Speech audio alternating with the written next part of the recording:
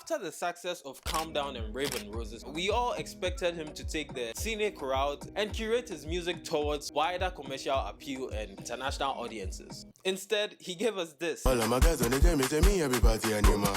Who be that girl with the shake guy keep before bag me and one tie like Monday morning talking about me while I'm making money. And for a moment, everybody was confused. We were all like, what is this and why? Why is this? Don't worry about the blazer, I'll tell you why I'm wearing it very soon. When this project dropped, I popped my AirPods to listen to it and immediately was like, no.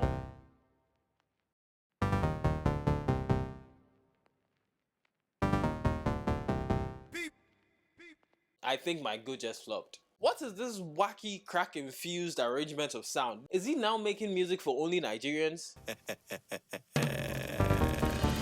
And wait, his voice is deeper now? Yeah, I think I'll go to bed. And the next day, seemingly everyone on the timeline was expressing the same sentiment.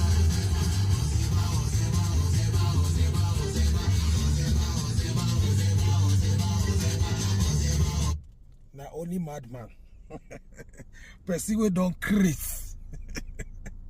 Yeah? Go listen to Rema. You must be on another level. Ozema, wetin happen, Rema? Wetin? No be everybody dey smoke.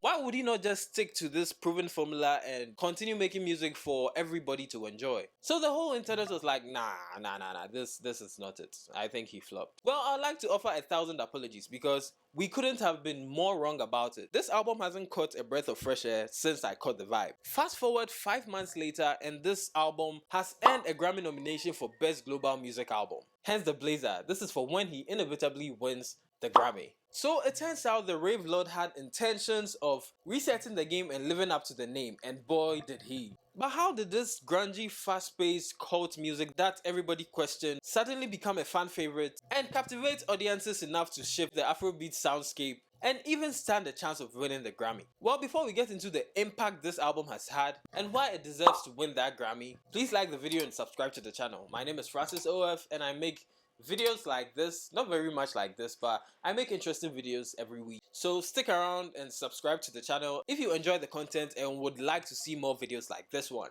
And also, I'm trying to hit 1,000 subscribers before the year ends, so please subscribe if you haven't already. Now let's get into the video proper. Granted, I'm no Afrobeat purist and I have not heard every Afrobeat album that's out there right now.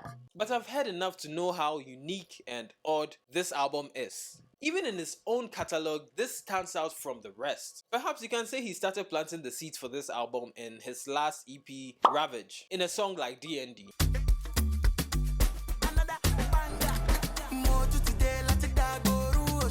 But even that still sounds like the standard Afrobeat music we've come to expect. It has a much lower BPM than this,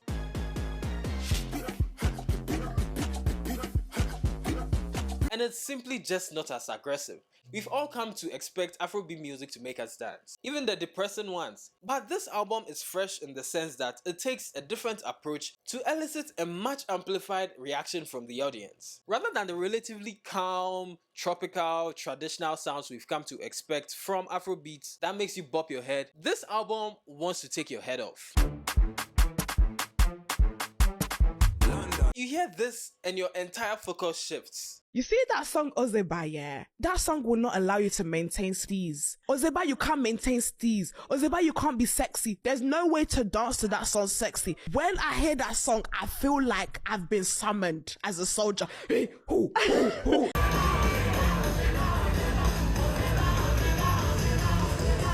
This album wants to take your head off. It breaks all the rules and creates different ones to operate in. You hear this and immediately think, I'm in danger. In danger of losing all self-control and dignity and allowing the madmen who created this masterpiece to initiate you into their crazy world.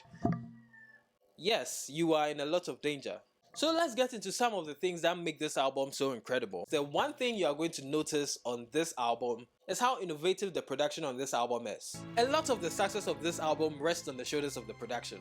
These guys really decided to make an Afrobeat album just for Africans. The use of percussion heavy instruments and even how they use the synthesizers to create that eerie atmosphere that the project has. It's perfect. and in a lot of ways it feels like a movie. He was called crazy when this song dropped, but it is now an anthem reshaping the Afrobeat space. And this album also serves as the first step in creating that Afro-rave subgenre that he has always talked about leading. While this album is globally celebrated now, it is worth noting that it was a very risky move. As I said earlier, he had one of the biggest songs in the world and he could have continued making music that sounded exactly the same, because that would undoubtedly push his music to a much diverse international audience. But this album was just taking the opposite route, deciding to go against logic and do something unthinkable. It was a very bold move, but if this album failed, we would be having a very different conversation about this boy's career right now. But that is not the timeline we live in. In this one, it's a mega successful project and has even started influencing the next wave of Afrobeat songs. Give